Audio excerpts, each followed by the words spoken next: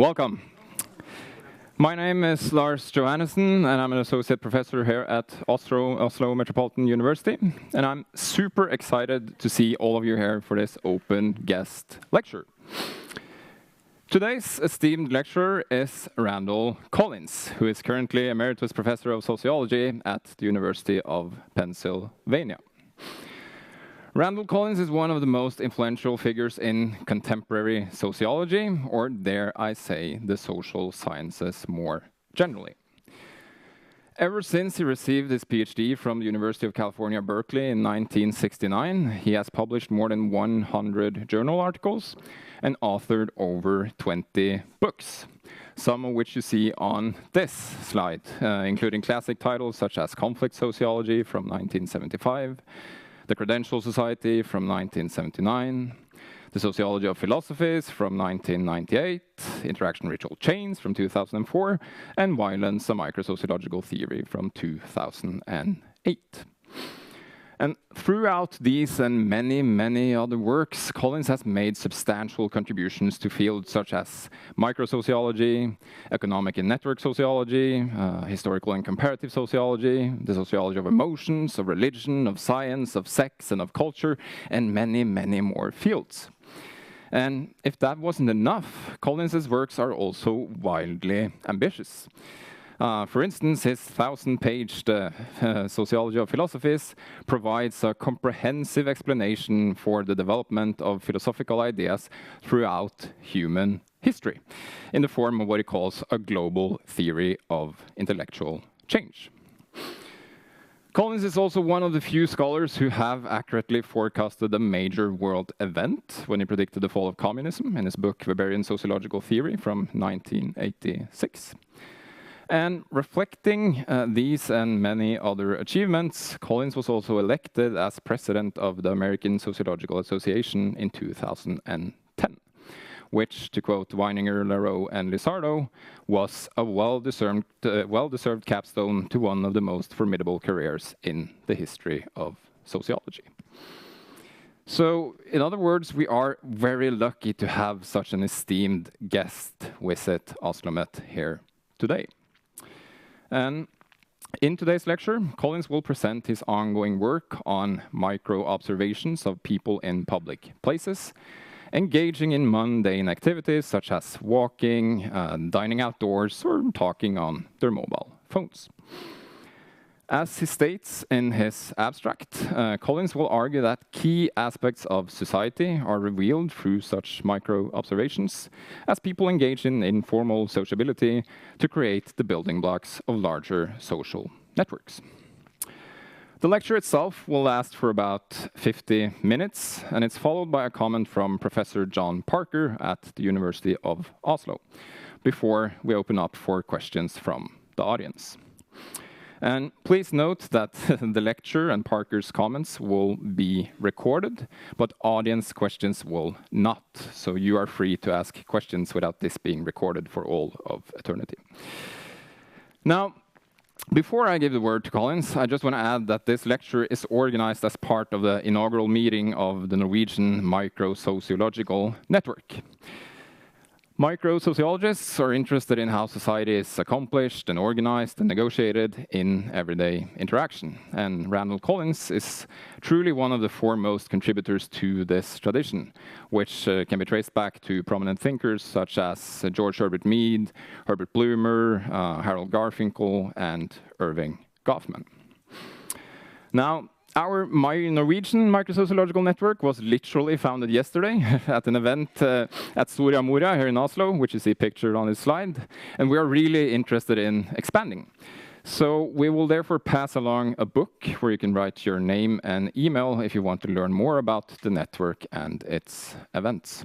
And we promise not to spam you, so don't be afraid to sign up. And with all of that being said, I'm really excited to give the stage to the man you've all been waiting for. So give a warm round of applause for Professor Randall Collins. Well, so first, thanks to Lars Johannessen and to Oslo Met University for sponsoring me. Personal relationships are enacted by talking with each other. If people don't have anything to say to each other, they generally can't sustain a personal connection. We can study social relationships by observing who talks with whom and about what. I'll present some research on differences in conversation between males or females, young or old, and different social classes.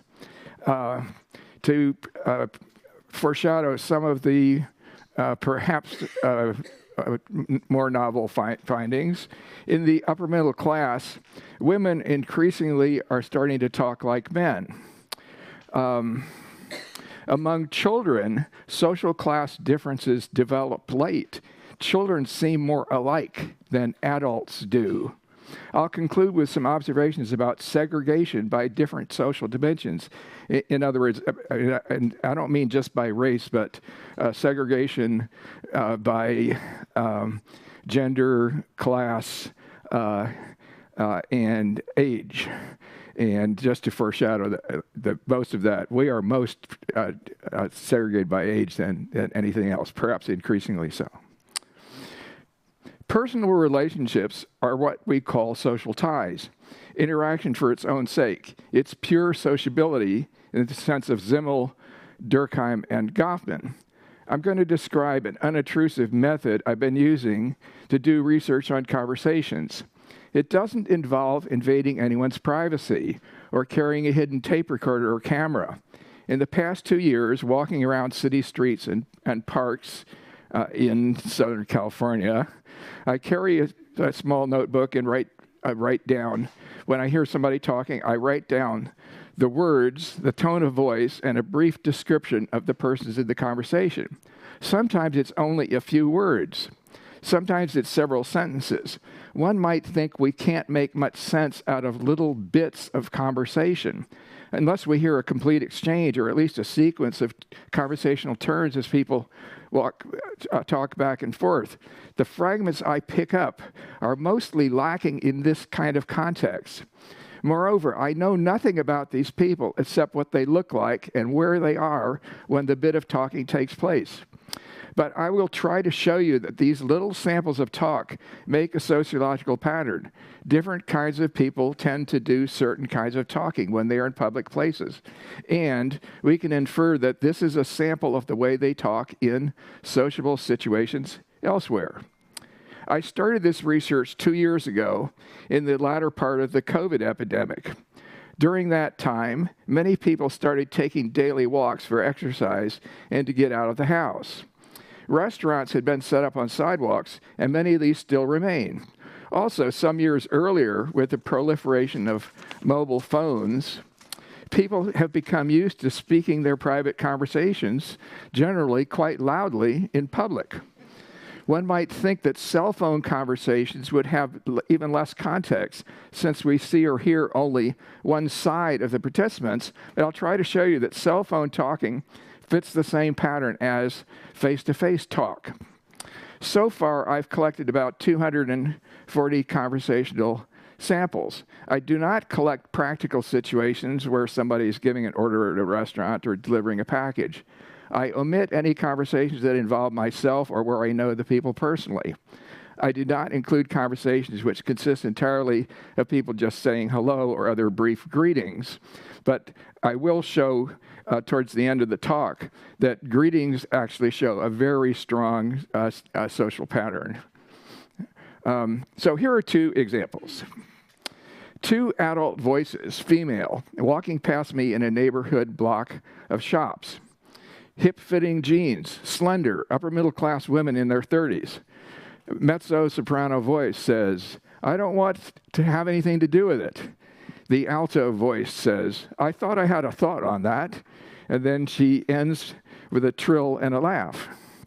Second example, a middle-aged man in scruffy work clothes who is a house construction worker, obviously, and the female driver of a delivery truck stopped in the street. And the man says, "We'll have to go for a drink sometime." The woman says, "What's that?" The man repeats, "We should go for a drink sometime." The woman laughs. The man laughs. The woman drives off. The two conversations differ in social class and in gender makeup. The two fashionable women are having what Goffman would call a backstage conversation, talking about somebody they both know. They speak in a sophisticated manner with elaborate grammar and a certain amount of social distancing. I don't want to have anything to do with it. I thought I had a thought on that. They are speaking cleverly and seem to enjoy their cleverness by the tone of voice, and then laugh when they say something that they think is clever. The second conversation, like the first, takes place within the same social class, in this case, working class. It's a familiar sexual flirtation. The older man suggests having a drink sometime. The woman puts off first by questioning what he said. I mean, notice she doesn't directly ever say no or follow the topic at all. And then the second time, she laughs, and then he laughs too. It was a failure, but we had fun playing this little conversational game. Okay, here are some generalizations, first by sex, then by age, then by social class. Point number one, women generally talk about persons. Men generally talk about objective things. So I'll more or less try to start with the younger people and go to the older one as I go through the examples. 3 teen adolescent girls in shorts. And one of them says, "'Cause Jeremiah, sometimes he..." Okay, I only got 4 words out of that, but I already can tell that she's talking about somebody, in fact, a boy, and presumably the people who listen to her know who he is.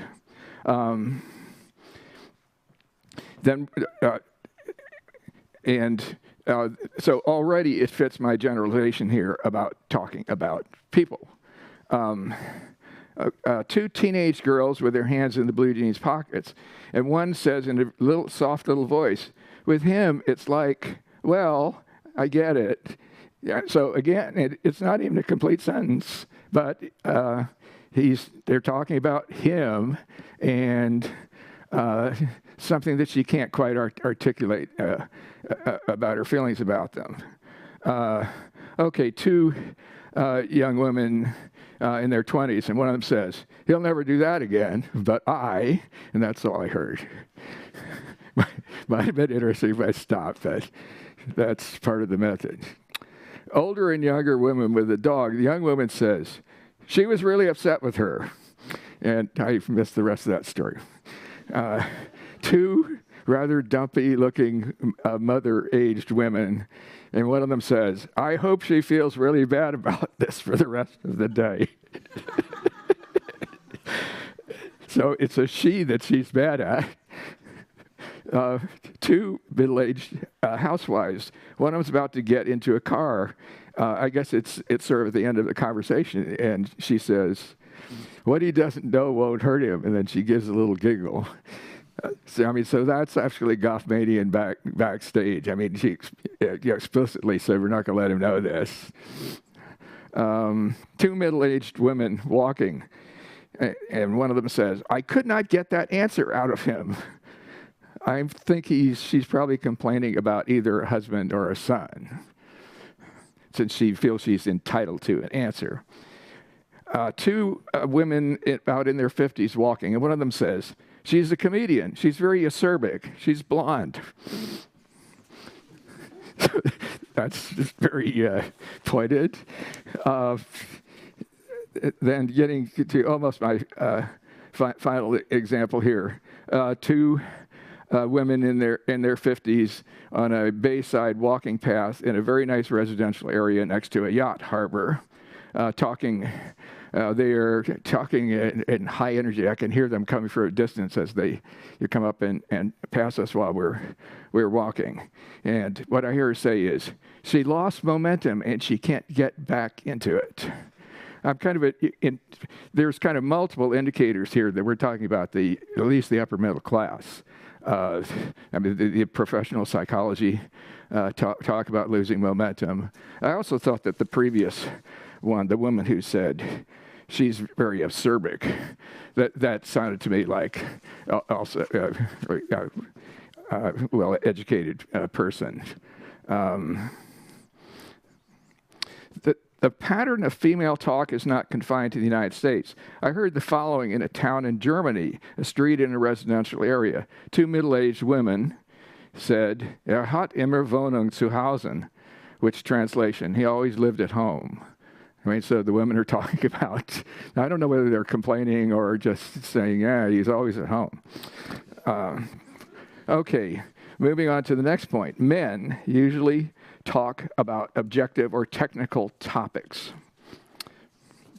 A guy on a cell phone walking in the park next to the ocean, and he says, "From a freeway point of view," and I'm thinking, what is this guy, a highway engineer? But he's not at work. He's in a park. But it turns out that's fairly typical. I'll give you the quotation first. This is a man who says, "Books that are a year old, books, first of all," this is a male wearing a wide-brim outdoor hat and shorts, lecturing a silent woman who wears similar clothes, striding briskly fast. They're taking a walk to stay fit, and this is what he's decided to talk about. I'm going to add a point that I'm going to develop more. The fact that they are dressed pretty much identically actually is a very widespread pattern. You just take a look sometime about who is with who, and it's very frequently people resemble most of the appearances that they choose to be with. How that comes about is an interesting point. Like, how do you decide to wear those clothes today? Well, obviously with this one, we're going to go hiking for exercise, so let's get the outdoor hat. Okay. A more social situation. Voices come from behind a beautiful garden hedge at a pastel-painted house in a nice residential neighborhood. A young man's voice says, "That becomes another thing." A young woman says, "You mean they're building units?" The young man says, "Yeah, residential and commercial." Even when out during a group run, men still talk business. Bringing up the rear of a 5K run, where the people who are not really into running are just walking. A middle-aged man walking with a woman says, "Convenience of ownership." Even at a party, men tend to talk about objective topics rather than about people. This is a Saturday afternoon yard party behind a hedge. I can hear the sounds of adults, of small children, a baby, a lot of laughing and giggling encouraged by the adults. At the far end of the hedge, I hear a man in conversation, and he says, "Well, I think 100% would on the waterfront." Two couples, that is a male-female couple and another male-female couple, middle-aged, presumably long married, are sitting in a hotel lobby bar. The women are sitting across the table from the men, who carry on the conversation. And one of the men says, "Why are you still renting?"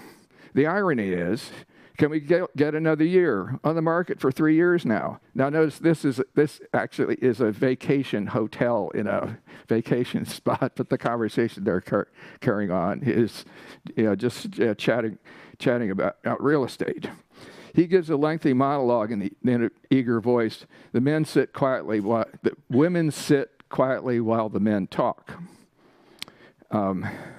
Okay, back in Southern California. Two upper middle class looking young men, very fit looking. I'll say more about the being fit in a minute. They're walking down the aisle of a popular bulk purchase shopping market where people go to get a good deal. And he says, "Don't get me wrong, I did a 10-year investment in farm," meaning in an insurance company. And the next one is a young man who's a runner. I mean, a serious runner. He's moving along. He's loudly speaking on a cell phone while getting his exercise. He says, "I tried calling him, but," and then he disappears down the street. It turns out it's a dead end, and then he comes back. And so I got the next part of the conversation. "A dealer I recycle with got him down to $1 a month." So even the exercise people, the men, typically have a serious objective conversation. The following example sums up the main pattern of gender difference that I've been given about. the men and women, starting with the kids. So these are half a dozen children coming home from school together. I mean, they look like the oldest of them is really no more than 10, and they're kind of going on down from there. And one of the bigger girls in the front says, he only likes that one person. Typical girl talk. And the little boy talks to another boy about a dog. Point number 2, differences by age. Children and young people talk about oneself. Half a dozen adolescent girls are on a sidewalk outside a Saturday afternoon house party. One girl says, I grabbed it with this hand. I don't think I burned myself. Kind of an odd thing to say at a party, but I guess it's what came to her mind. You'll find a lot of first-person pronouns from children of this age. I mean, I have to need to specify that if they're really younger, they don't really try to talk grammatically. Even if they can, they don't particularly want to. But these ones are old enough to have conversations with them, with themselves. A young woman wearing tights talking on the cell phone. So she's about 20, and she says, "I must be, right? I must be."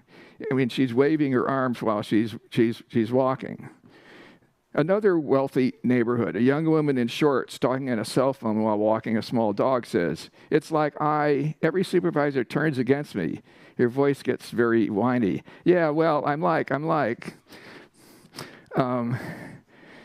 Two slender silhouettes getting larger in the oncoming distance on the residential street. See, same height, same figure, both casual clothes, jeans, both with a sweater draped like a skirt around their hips. And one of them says, talking with her hand gestures, he says, "I'm like this." And then there's a name, I can't get it. "Said I was wrong. I do a lot of wonderful things."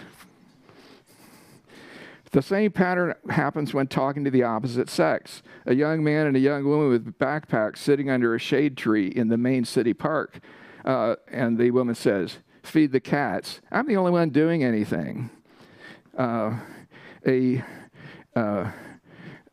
young woman with her hands in her pants pockets talking ebulliently to two young men. And she says, "I was just craving the avocados, and then you called." Apparently she's happy that a couple of boys want to go out with her, and she's carrying the conversation by talking about what she was just eating. Now we'll switch to the other end, old people. Old people talk about the past. Maybe that's not too surprising, but in every single one of the cases where the people were quite old. Now, this is really a sample from the 200 plus things that I've got. I'll give you some instances of that. White-haired woman with a cane getting out of a car says to the driver, "How old is he now?" 75. "Oh, I thought he was older." Car with the window open at a stoplight. A woman's voice, not young, says, "I used to know a girl who lived there. I recognize the shape of the hedge. She loved Elvis Presley." Isn't that a funny thing to think of? Yeah, Elvis Presley. That is like 70 years ago. A middle-aged residential street. The women sitting on the porch. And one of them says, "Delivered babies for the next 30 years and retires." One of the women giggles while she talks. An old man walking dogs with a middle-aged woman says, "The only words I hear are, 'in the 1920s.'"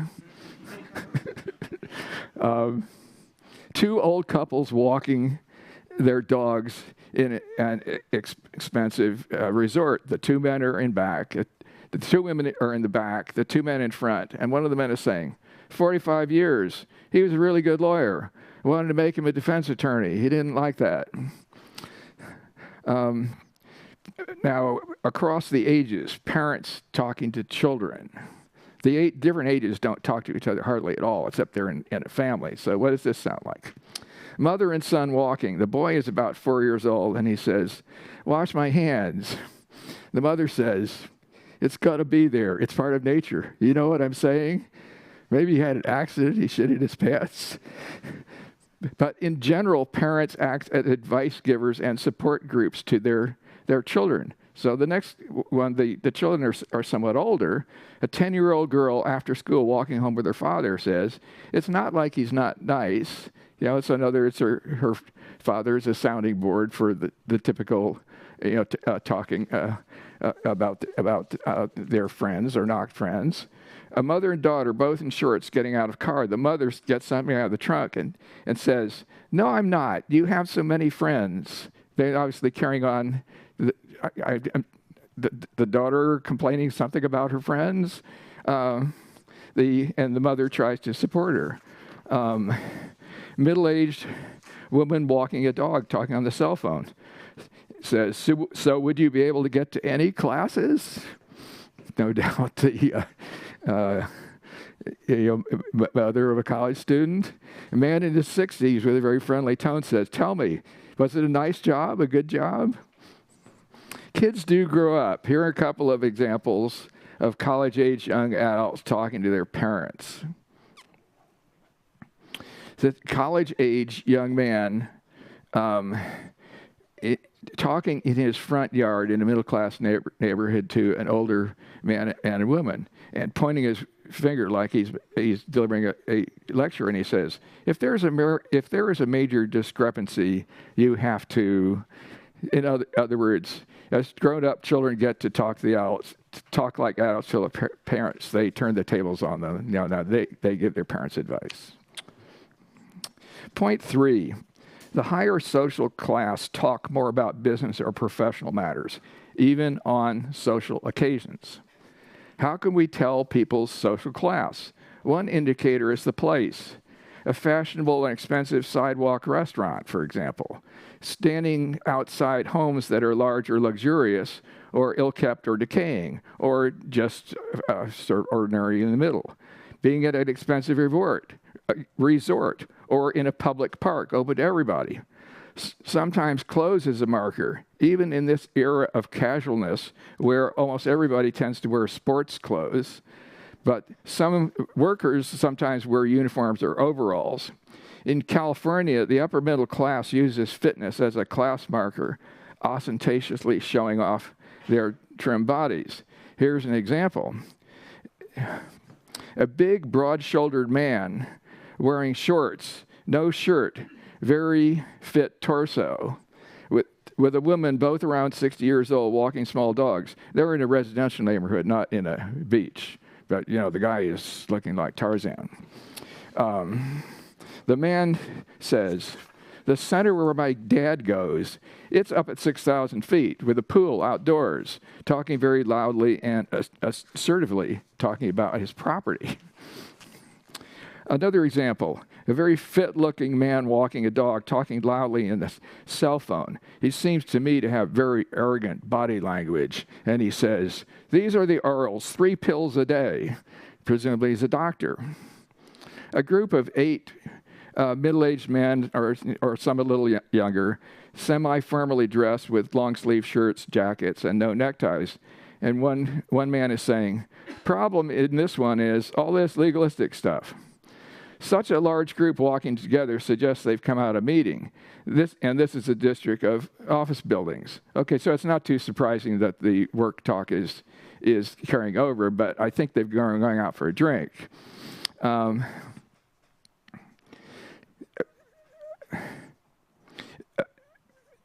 Men will often talk about business even when exercising. So these are 2 men on rather fancy sport bicycles with helmets and have the fashionably grizzled beard look. And so they're out to get their exercise. And one of them says, projecting it's going to get worse in January. The economy is. A man on a balcony on a beach in a row of expensive vacation rental cottages, wearing a black sweatsuit, talking loudly on the cell phone, and he says, I don't think we can negotiate with them. A middle-aged, white-haired man in shorts on the cell phone, says in an authoritative voice, "I don't think we have any such issue." Sometimes the talk itself indicates social class. Two older men with a dachshund say, and one of them says, "Management that are deemed to be the owners," and he certainly sounds like a lawyer. So they're going out for a walk, but nevertheless they can't get away from their business talk. And again, I just want to reiterate, these are really pretty typical of the larger sample. Now, there are a few of them where I get the men who are not talking about business. These tended to be younger men in the park, and I can hear them talking about some show that they've seen. So they'll talk about entertainment. They still don't talk about people.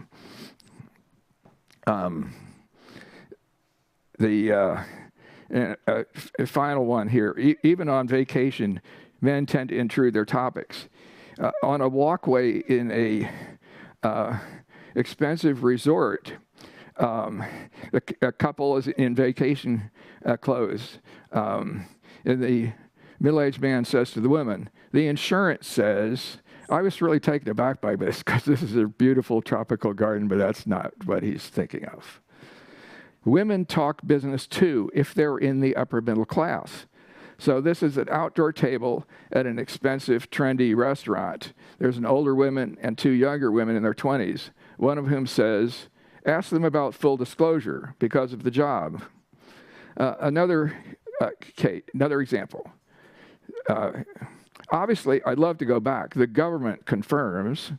This is a young woman in shorts, very good looking, showing off legs, deep, assertive voice, talking to a casually dressed young man and young woman in front of a yard of very expensive houses. An outdoor resort at the seaside park. There are two women in their 30s, professionally dressed. That is, they're wearing blazers and they have name tags. And one of them says, "Managed to kill their spirit." Sounds like the psychology talk of management professionals. A professionally dressed, white-haired woman sitting at an arcade outside an art museum, talking to four well-dressed women at the table, and she's saying, "For operating expenses. So if you designate a gift," smoothly explaining with her hands.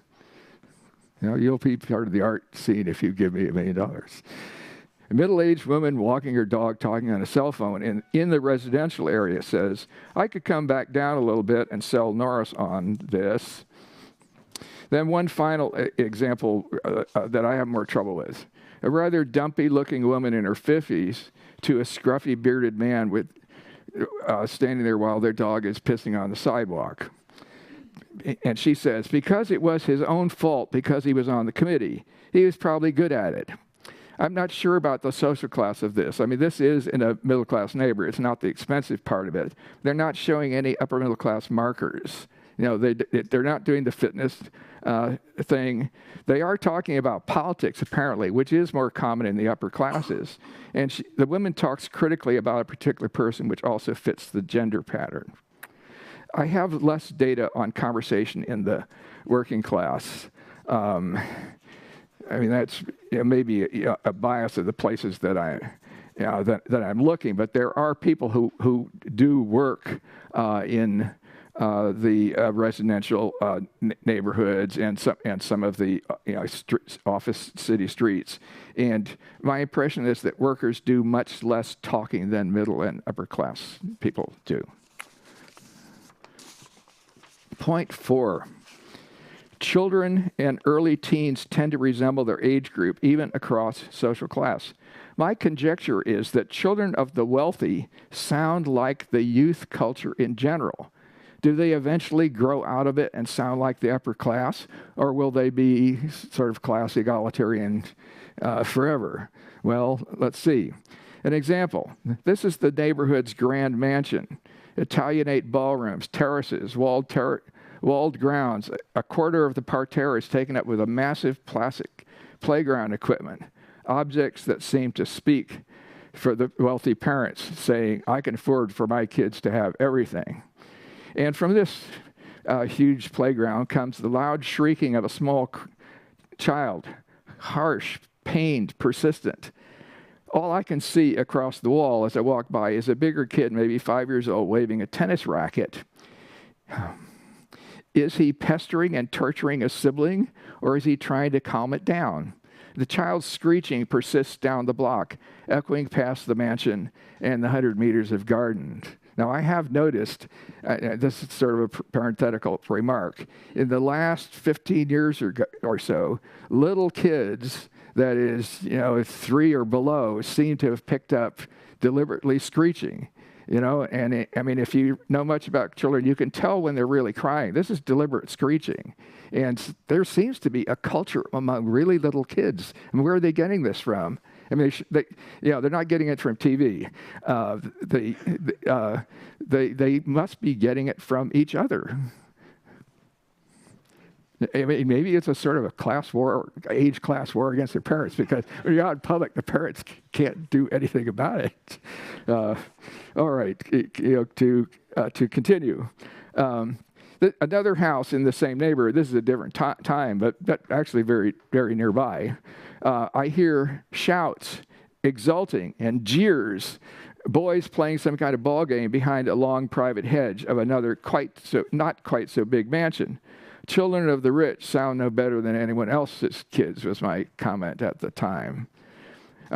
You might think that children of the rich would be more polite, but I don't see any evidence of it. Around the block, there are substantial houses, really nice houses, just not the big mansions, opposite a classic Spanish mansion with a courtyard. I hear a brash, piercing voice of teenage boys at the age of obnoxiousness, the loud, abrasive, off-key voices of adolescents. Maybe I should say this is exactly the age where boys' voices crack, but they seem to make the most of that. One of them comes down the street to a parked car. He's older than I thought, judging from the voice, a good-looking young man, athletic fraternity boy type. The looks don't match up with the way they sound. Okay, so he looks upper middle class, but he sounds like an obnoxious teenager. On the same street, a male teen voice. All I can see are bare legs and feet sticking out of the roll-down car window parked in front of a home. And this kid is saying, "Just so fucked up." I have heard he's white, by the way. I have heard other teen boys talk pretty much exactly like that in the same tone. What seems to be new is that some of the girls and young women are adopting their language. Example in a little bit different neighborhood. A young Asian woman talking with a young man, talking quite loudly and ostentatiously, waving her hands. And she says, "And nobody gave a fuck." She was not good looking, which suggests it may be a form of rebellion against the pretty girl standard. A family group, a white bearded Hispanic man wearing a pro-athletic jersey, pushing a baby stroller on the Riverwalk. So this is a public park in lower middle class part of town. A heavy young woman with him takes a 2-year-old out of the stroller to walk, holding its hands, right, like this, while talking on the cell phone. And as I go by, I hear her talking on the phone. She says, "Fuck you, fuck you." People used to say, "Watch your language" around children. Maybe this is cell phone etiquette or lack of etiquette. Maybe it is the cell phone makes people who are present invisible to the person on the mobile phone, even when it's your own baby. I must be showing my age. I found that one shocking. I'll add 2 more observations relevant to whether the deliberate obnoxiousness of teenage boys is affecting gender culture. In young male-female groups, when the boys and girls are together, which pretty much doesn't happen at all until they're 12 or so, the boys are often silent while the girls make conversation. So in this example, 3 teenage girls in shorts, one says coyly, "Asked about school, asked about Halloween." In other words, she's kind of recounting a conversation, I guess, with somebody, probably a adult relative. The girls are preceded on the path by 2 young teenage boys, skinny, wearing T-shirts, silent. This reminds me of observing another group of adolescent boys after school in the same neighborhood. 3 young teenage boys wearing droopy black garments and lots of chains with straggly hair, not talking among themselves at all. This is another example of persons who are together and similarly dressed and groomed. I'll add a comment about physical attractiveness. As I noted, in California, there's a cult of body fitness and of being ostentatiously good-looking. Many teenage boys, especially in their early teens, adopt a cult of ostentatious ugliness. It's part of a rebellion, I think, against against stratification by good looks. This may be also a class conflict. I'm not entirely sure of this, but there are no indications that the kids with the really straggly look with all the chains and so forth are from the upper middle class. They look lower.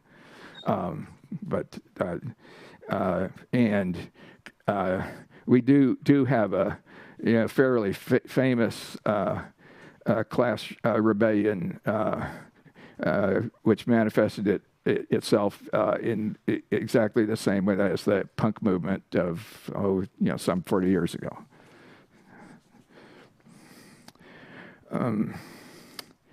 There is a three-way intersection of age, class, and gender. From my earlier examples, it appears that men of the higher classes tend to control conversation with women of their class. Is this something that boys grow into?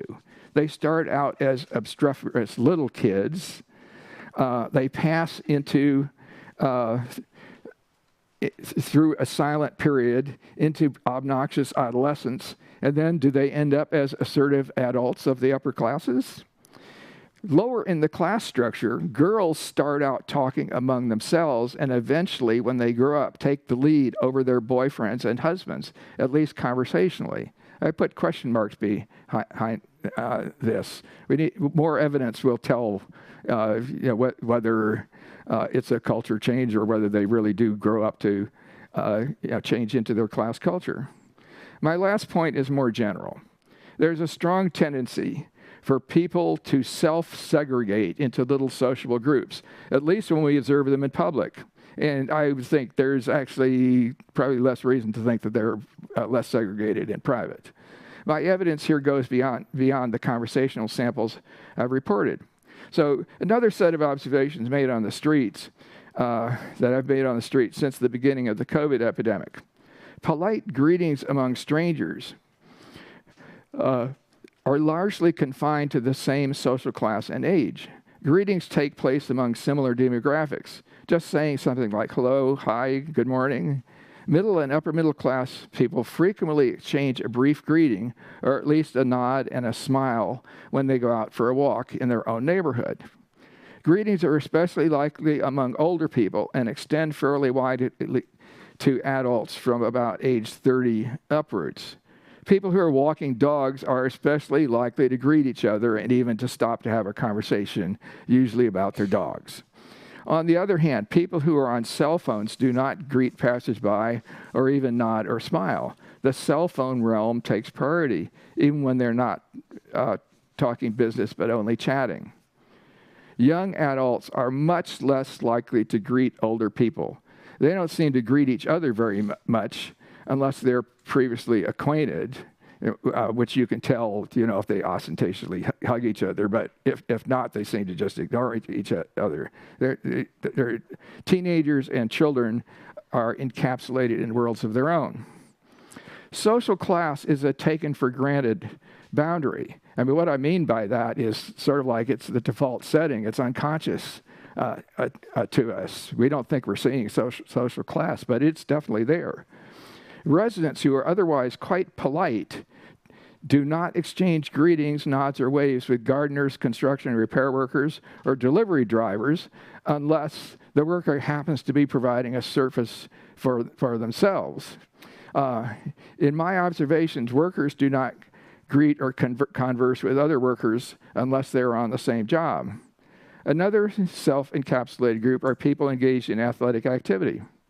Now, bikers rarely exchange greetings or gestures with pedestrians or with other bikers unless they're riding together, in which case they they do carry on a lengthy conversation. So it is possible, hypothetically, bikers could be part of the waving and nodding culture. I think I've seen this maybe once in 4 years. It's somebody actually, bicyclists actually, waved to somebody. I've also observed that bikers never stop for stop signs or red lights at street intersections unless there's heavy vehicle traffic. Now, this is very widespread in the United States. I think it doesn't exist. That's not true of Oslo. So, this may be a very geographically circumcised thing, and maybe we can talk a little bit more about that later. Bikers in the United States actually do have I don't think they're all in it, but they do have a fairly militant anti-car movement. Bikers seem to occupy a cocoon where ordinary laws do not apply. Runners are in another cocoon. They seldom have greetings or gestures for other runners, except when it's a traffic matter like calling out, passing on your right. Runners, bikers, and pedestrians occupy the same space in parks and beaches, but they're in different worlds. They almost never acknowledge each other sociably beyond a minimum concern for avoiding collisions. Has the world gotten more encapsulated as it has become self-segregated into these categories I've noticed, like street athletes, people who walk for exercise, and workers in public places? I hesitate to make this conclusion that the world has gotten more encapsulated because evidence from the 1930s on back, from literary or historical descriptions of people in public, show a very restricted etiquette among the status-conscious upper class. I mean, so they're even more class segregation then. Blatant displays of rank has greatly diminished in the period after 1960, with the rise of casual clothing, preference for sports attire, and the general veneer of egalitarianism and moral disapproval of any kind of group prejudice. And I don't think people are insincere when they say they're not prejudiced. They examine their consciousness. They don't feel like they're prejudiced.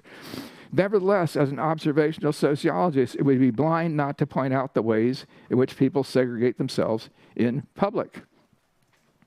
I've collected observations in public for about 30 years and also have been collecting photos going back to around 1900 when photography kind of moved out of the studio and into the street. So I will make the generalization. People who are with somebody else in public, in Goffman's sense, especially in small self-chosen groups, tend to resemble each other in almost every dimension.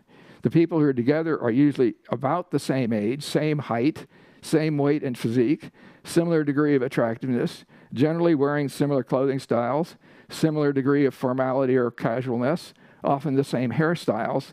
This is especially true for women and, interestingly enough, for teenage boys. From these markers, I can infer that people who are together are generally of the same social class and in the same subgroups within class. People in public generally are of the same ethnic group or race, although this form of segregation has declined somewhat in the last 20 years. So in other words, we've become more class segregated and lifestyle segregated, even as ethnic and racial segregation has declined somewhat. And by the way, I would say this kind of evidence is much more valid than the usual sort of evidence about how segregated things are. The main dimension in which people are not self-segregated in public is gender. Males and females are frequently together as couples and sometimes as by gender groups. At least this is true for adults, but not for children. Males and females who are together tend to dress quite similarly, sometimes just in general style and degree of formality, but often quite literally in this era when males and females wear the same sports or hiking clothes or choose the same colors. I mean, it's especially true today since so many women wear pants, and so they can often look just like their husbands. Adult males tend to be taller than women of their age, but even that difference is relative. Taller men are with taller women, etc. I would venture a generalization that segregation in public has declined most for gender, with much less decline for work and professional rank, i.e., much less. There's much less decline in class-associated segregation. Not a term that I would advocate, but at any rate, class segregation in public seems to be quite strong. Men and women are socially more integrated than ever before. Although from the conversational observations I've given at the beginning, there are still major differences in male and female talk. The main place in which the difference is overcome is in the highest social classes, where the women talk more in the male style. I've also touched on the point that there's a teenage style, particularly adolescence, that is young teens, where the teen culture tends to outweigh class differences. And also among young adults, some young women are assimilating to the obscenity-laden male style. Maybe this is class rebellion. Perhaps it's age rebellion. Maybe it's just a standard of being cool. Whether they grow out of this into adult cultural style remains unknown. One more observation about age segregation. People in public are segregated by age unless they are with their families. But even in families, look at what happens if it's a big group. In a restaurant serving Mexican food, not very expensive, a multi-generation family is sitting at a long table, 9 chairs on each side. At one end of the table are 2 bearded, grizzled men. Next to them are 2...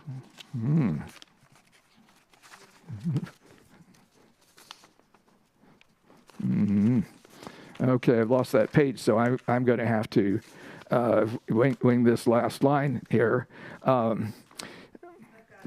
You got it? Thank you. Right. Right. Almost without exception, the females sit on one side of the table, the men on the other, arranged from older to younger. The male-female couples generally sitting across from each other. At the far end of the table are the children, arranged from teenagers down to small kids. It is one big extended family, but they choose to sit with those nearest in age. At least I assume that. I don't think somebody said, you kids sit there and the bigger ones should be, nearer us than the smaller ones. The males sit next to males. The females sit next to females. Presumably, they sit next to somebody they can most easily have a conversation with. Conversations across age groups are awkward, or at any rate, one-sided. I mean, most conversations across age group, the older group talks to the younger one, who doesn't respond much. Sampling conversation is a way to get the mechanisms by which people choose whom they can converse with best, and therefore self-segregate themselves. So I'm saying the talking patterns are not at all trivial. I mean, the end result of those is self-segregation. I could add many observations of a similar sort that I've written down over the years, such as who chooses to sit near whom in academic meetings. I haven't really written anything out about this, but on the whole, I don't know, maybe 100 academic meetings where I've sat and write a chart, MF for who sits where. There is almost always a female zone and a male zone. I don't mean just laterally in the same row, but who's in front or in back of each other. This audience seems, I have an opportunity to look at it carefully, and since there's a considerable majority of women, that might skew the results, but somebody could do it. You could just write out the chart and see what it looks like. I'll conclude on a practical note about doing research. You can do sociology anywhere. All you need is to have a willingness to look for patterns. There's no need for an elaborate methodology or to be concerned about your sampling scheme other than consciousness of what kind of bias you may be introducing by where you go. Statistics tends to dominate so many social sciences. But here's a fact about the history of sociology and anthropology. Ethnographers have made more important discoveries than statisticians, especially because the latter are locked into a narrow set of categories when they collect and analyze their data. I mean, think about it. When you do collect statistics, the first thing you do is you set your categories of what kind of data you're going to get. And the kind of statistics that are thrown out in the newspapers tend to be, at most, 2 or 3 category data. So they miss most of where the dynamics are. And particularly if the only data that you're going to give is, race as related to something else. Everything else is thrown out. Careful observation gives better data than any other kind of data. What we see that people do and what they talk about in natural situations is far more accurate than what they say in a formal interview. And interviewers have known this for quite some time, but nevertheless, sort of commercial interviewing just goes ahead because we want to, you get some numbers to throw out there. This is even more true today when interviews are done by telephone or online, where there's even more opportunity for deception. Ethnographers may not have the prestige in the academic world that goes to people who get big research grants or use elaborate computer schemes. Yes, we're relatively cheap researchers, but we're also higher quality. We're a bargain. Intellectually, there's nothing better than the company of microsociological researchers. I thank the Norwegian Microsociology Society for letting me hear their interesting papers. Thank you very much.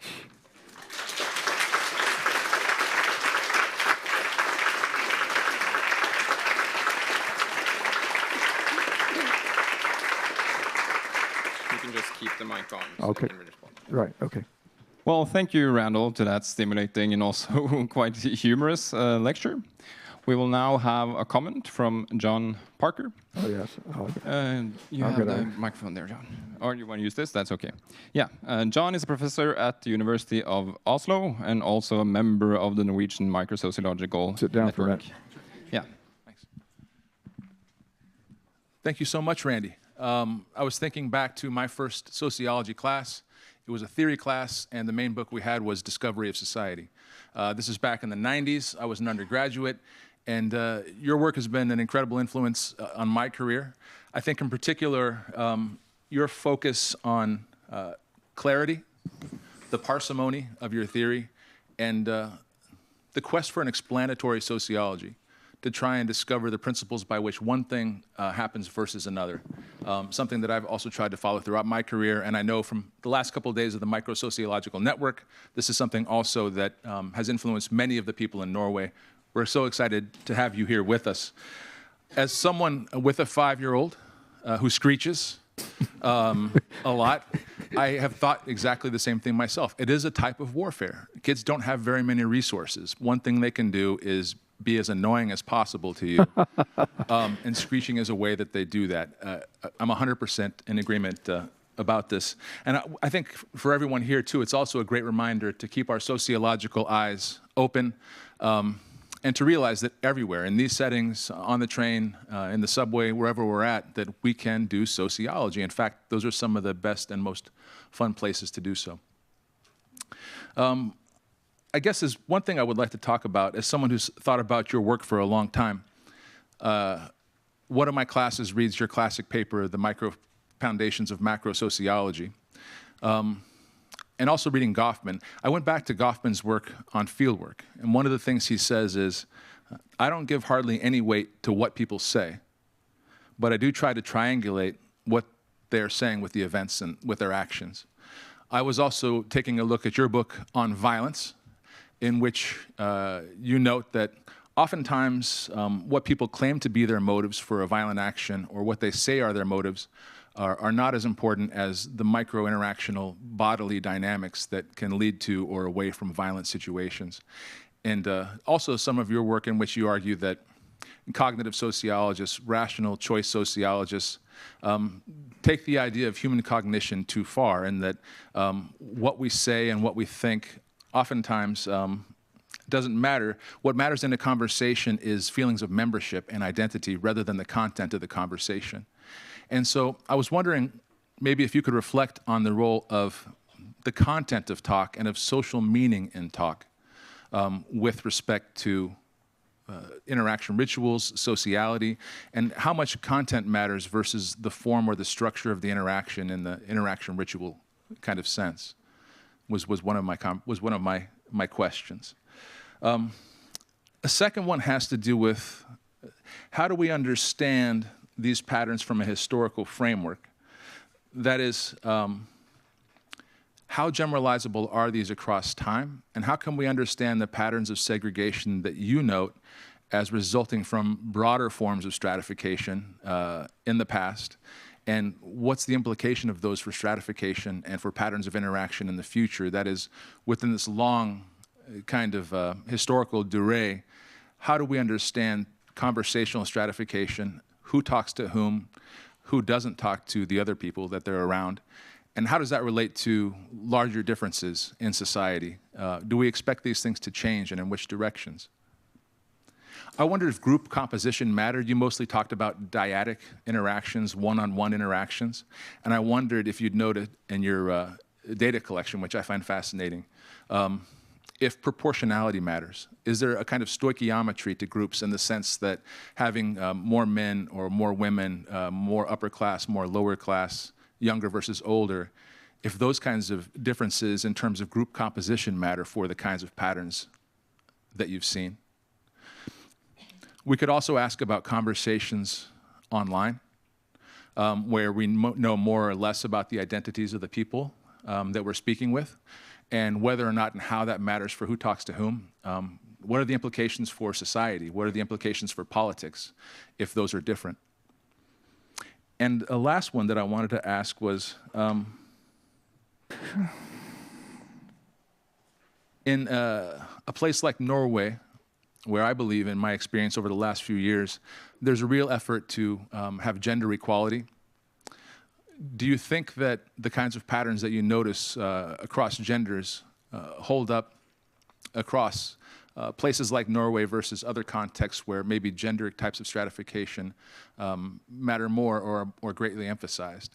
That is, I guess also asking, how do we know how generalizable the findings are across to other places on the planet? And I guess at a more conceptual level, what are some of the challenges or strategies we have for aggregating microdata to think about how they relate to broader forms of social change? It's several questions, I understand, but I'd be curious to hear you reflect on those. Okay. Thank you very much.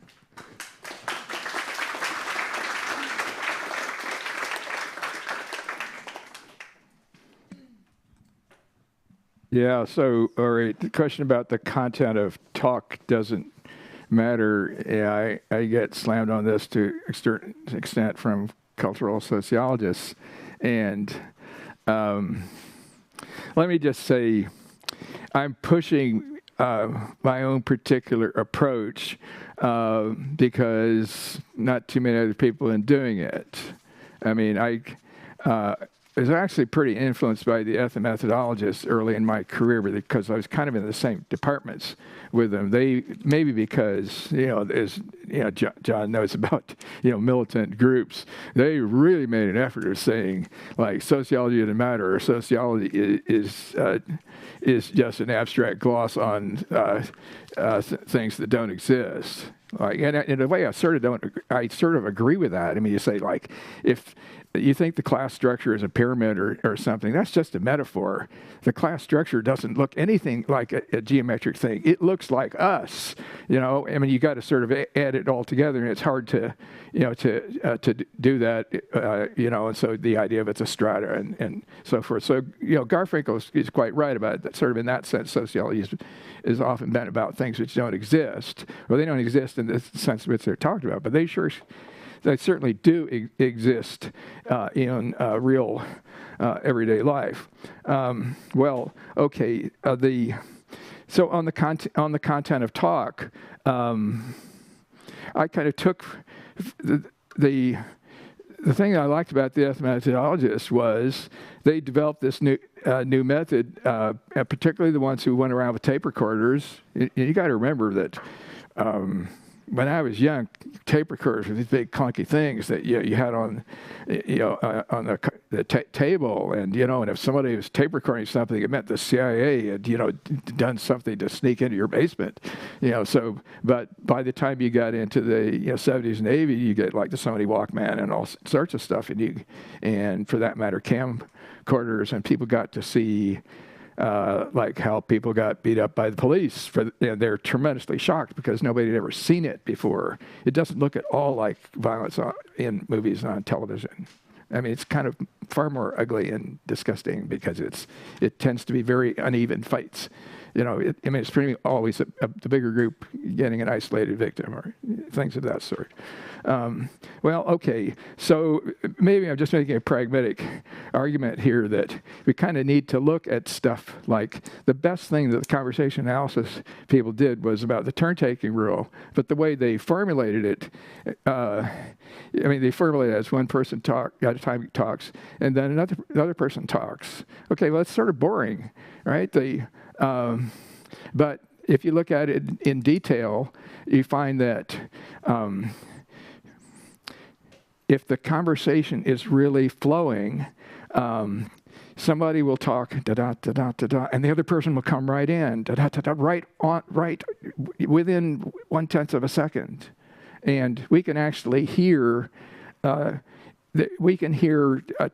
two-tenths of a second is very palpable to us. It's like, how do you count a second? One alligator, two alligator, three alligator. That's 5 syllables, two-tenths of a second each. You can distinctly hear each of those. And if somebody pauses for 2/10 of a second, you can hear it. They didn't come in on the beat. If somebody pauses for 1 or 2 seconds, it sounds deafening. Because we're at this. Okay, so I inferred from this that. That's high solidarity talk. People are in the same rhythm, so I could bring that into the Durkheim theory about getting physically entrained into the same rhythm, which is the key to collective effervescence. But look at how it can get violated. They get violated in 2 different ways. One is the way I was just talking about. You have big gaps in it, and there's a name for us. This is called an embarrassing pause. Sociologically, you say the people are actually alienated from that interaction.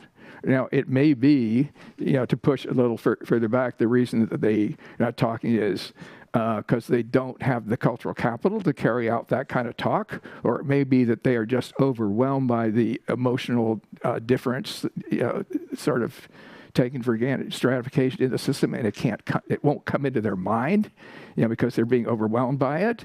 So this is kind of the source of analysis of microaggressions. I think that's the first version of that. I don't know whether my work it was leading on that or not, but other people kind of figured that out too. Then the other way that turn-taking rule can be violated is people start talking at the same time. And this is really important in analysis of violence, because quarrels start when people both are trying to talk at the same time, which means they're not allowing the other person to have a turn. So people will tend to talk louder to try and make the other person shut up. And then if they get closer, like I really want you to shut up, then you're pretty much crossing over into a violent zone. There are lots of other ways in which violence comes about. The people who are real professionals at it, like the mafia, won't do that at all. They'll find out where you live and shoot you in your bed. But at any rate, there's a lot to be seen from. So in that, I just ignore the content of the talk and look at the rhythm of the talk. There's no reason to say that the content of the talk can't be important. And in fact, what I was doing here, I was sort of clumping together topics, so that women, and particularly starting with young girls, talk about other people. And also talk about themselves a lot, hence use the word I a lot. So if they have to have a conversation, the thing that comes to mind is, I did this, I did that. And it's sort of, it could be kind of boring, like somebody asked me what I did for Thanksgiving, but we fill the time. Again, that's sort of the content matters. You got to be able to have the content to be able to fill the talking time. But it's the pressure to talk in certain situations that makes it necessary for you to have the content. And so, some of the people, there's particularly several women I picked out who said things that is strong giveaway about what social class they're in, where they say something about, I forget what it was, managing burnout or something like that. So if you got somebody who talks like that, it's like, being able to speak a foreign language, or you're out of the talk. So content matters, but I think it matters not so much in the I totally agree with Goffman about this, in the sense of the talking is kind of done in a emotional situation, which may be low key or high key, and it's implicitly got some sort of stratification dimension. It's got a gender dimension, and so on. The things that people say, you kind of take it with a grain of salt, take it with a sea of salt, because people lie all the time. If you take them literally, most of what we say isn't true. Like, oh, this is the greatest meal I ever had. It's just a way of being enthusiastic, or God, this person's an Adolf Hitler. It's just, that's kind of the way, the way we talk. So you can't take it literally. It's better, but it is worth kind of tracing into, where did that let's call it, strain of cultural capital come from? Who throws it around, or who transmits it to who? It's worth tracing. I wish the Yale people, particularly Jeff Alexander in his later incarnation, when he stopped being a functionalist, and Phil Smith, they're kind of really into, okay, we kind of need to get the talk, the culture together with the talking, the activity of it. So that's kind of also the good.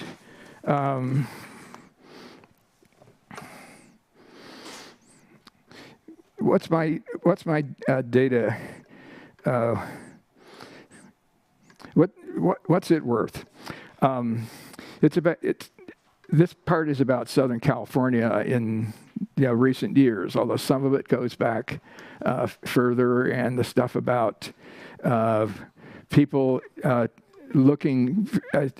people who are together in the streets looking similar in almost every dimension. I have done that in many countries around the world just casually for the last 30 years, and it's an extremely strong pattern.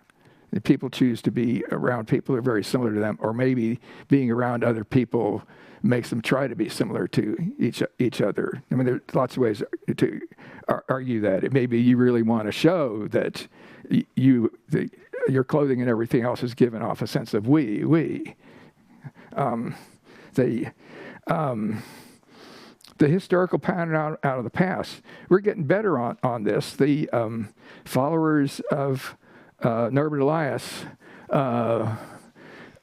pioneered on what you might call micro-history. That's not necessarily why they talk about it, because Norbert Elias was also concerned about the rise of the state and so forth. But he really started out by criticizing Freud. He says Freud really exemplifies Vienna in the beginning of the 20th century, and if you go back a couple hundred years, it's really, people aren't repressed as much.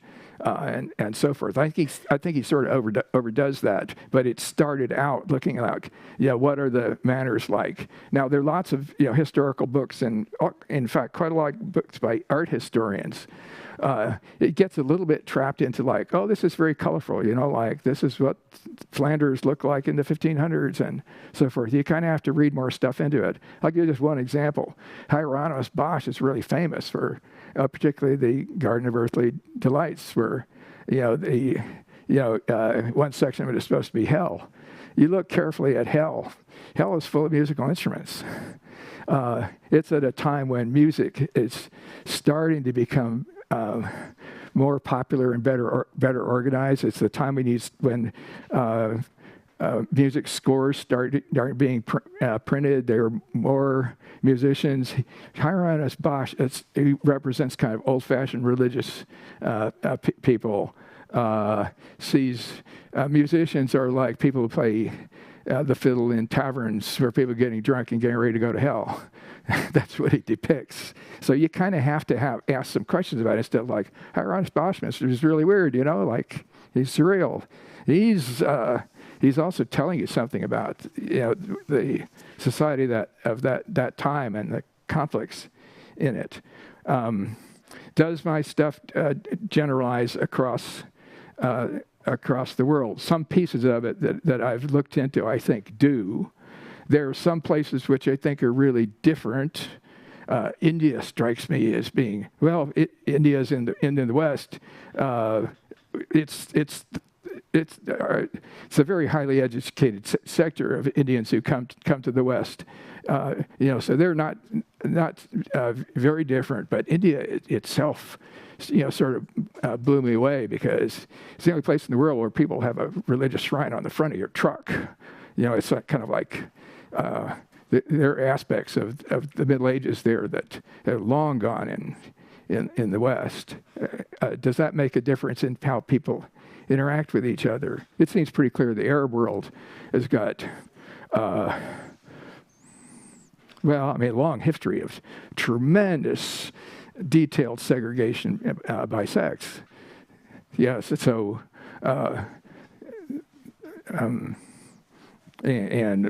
since I'm rambling on this thing, the other country that I find really, really strange is Russia.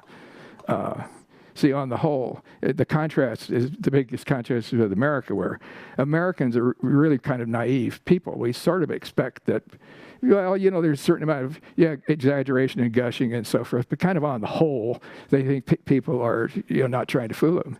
Russians are totally the opposite of that. They assume that everybody's lying. They're very cynical people. It's very much a matter of whatever happens in front stage is almost certainly the opposite of the truth. Which, it's like they are ultra Goffmanian people. About the future, okay. I tried to summarize what I thought the trends were. There has been a feminist revolution. I think it has been moderately successful. It's been pretty successful on the level of informal integration among adults, but it's very much an adult thing. The children self-segregate, and I don't think it's because the adults are telling them to do it. It's something to look into why that happens. There's this very interesting movement now of. I don't think it was started by the children, but this movement of kind of educating children at a young age that they can change their gender. I don't know, how far that's going to go, but just put that in the context of this tremendous amount of gender segregation among children. At least as I see it in this kind of real life data.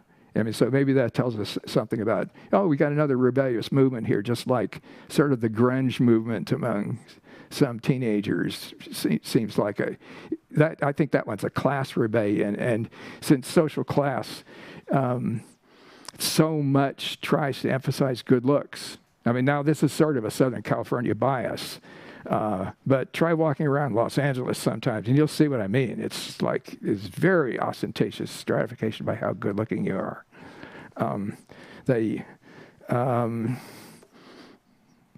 there's a whole nother aspect of the future. That there's no time to go into. It has to do with the internet and artificial intelligence, and particularly since it's now, kind of being able to. It's becoming more conscious of microdynamics, so it knows how to manipulate them. I mean, they're not as, they're not really up to, Goffman, or much less, second or third generation Goffman analysis. But they're kind of getting there, and God knows what they're going to do when they, figure out, how to do Goffmanian tricks with, or manipulate the rhythms of voices.